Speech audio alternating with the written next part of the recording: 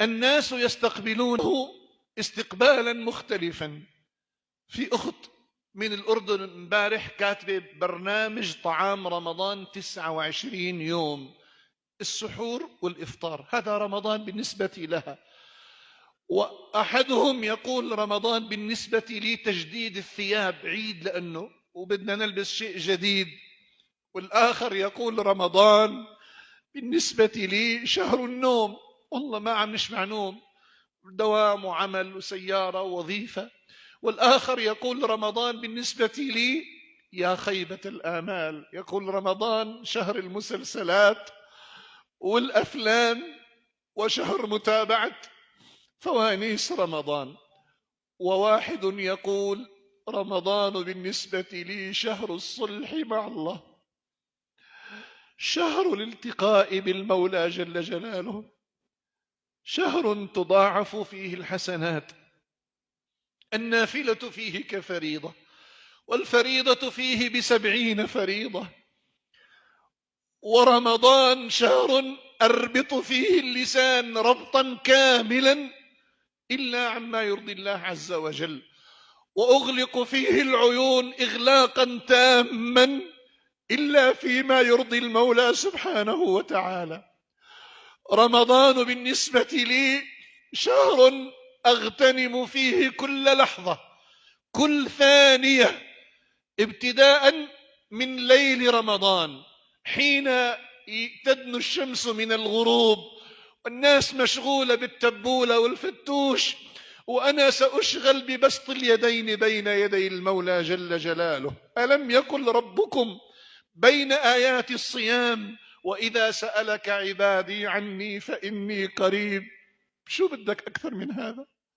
أجيب دعوة الداعي إذا دعان فليستجيبوا لي وليؤمنوا بي لعلهم يرشدون. يقول أنا سأبدأ من قبل الإفطار بنصف ساعة حين تدنو الشمس للغروب، وأبسط الكف على باب المولى وأسأله الحاجات. ألم يقل رسول الله صلى الله عليه وسلم 3 لا ترد لهم دعوة؟ ثم يقول والصائم حين يفطر، يقول أنا لن أشتغل لا بالشوربة ولا بطاولة السفرة، أنا سأعمل بالدعاء والالتجاء إلى الله جل جلاله قبيل الغروب.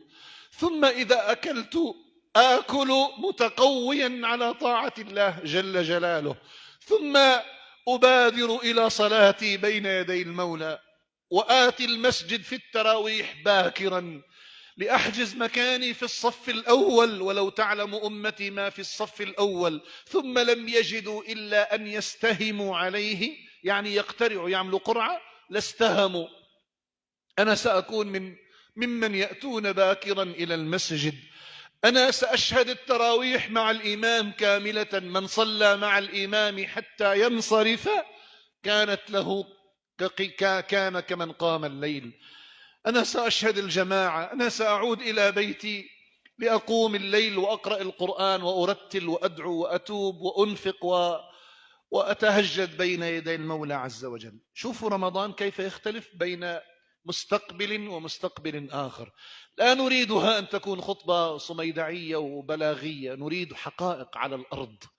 ماذا نويت قبل أن يأتي يوم الأربعاء أو الخميس الذي سيكون غرة رمضان؟ الآن ماذا ستنوي؟ أليست الأعمال بالنيات وأنما لكل امرئ ما نوى؟ أيها المصلون على الحبيب المصطفى، لا يسير السائرون إلى الله وتتخلف، لا يرحل أهل الليل إلى الله وتنام، لا يرحل أهل الصدقات إلى الله عز وجل وتتخلف. رمضان تستطيع أن تصومه مرتين في عام واحد. كيف شيخنا؟ تستطيع أن تفطر فقيرا على مائدتك. قال لك الحبيب المصطفى صلى الله عليه وسلم من فطر فيه صائما كان له مثل أجره لا ينقص من أجر الصائم شيء. تستطيع أن تصومه مرتين. واليوم الناس في فقر مدقع، واليوم الناس تحتاج أن تطعموها، تبلون أكبادها صحابي ليس له إلا حديث واحد في حجة الوداع، وقف يقول: يا رسول الله، الإبل ترد حياضي، هل لي بها من أجر؟ قال: لكم في كل كبد رطبة أجر. فكيف أنت تطعم أسرة أو عائلة؟ بدك رمضان تبع المسلسلات؟ يا خيبة أملك. والله لو كنت ممن يحبون رسول الله صلى الله عليه وسلم لعدت الآن إلى بيتك وحذفت كل هذه القنوات وأبقيت قناة تدلك على المغرب والفجر وفقط. ما في شيء اسمه تلفزيون في رمضان. لماذا يسرقون ديننا؟ لماذا يسرقون ليلنا؟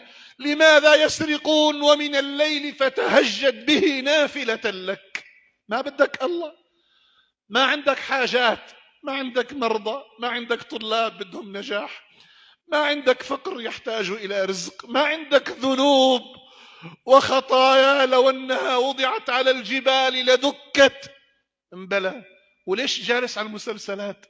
ليش تضيع ليل رمضان؟ لماذا نضيع الإيثار في رمضان ونحن في الشام نعيش محنة ما مرت علينا؟ وأسأل الله أن تنجلي عاجلا غير آجل. حدثت نفسك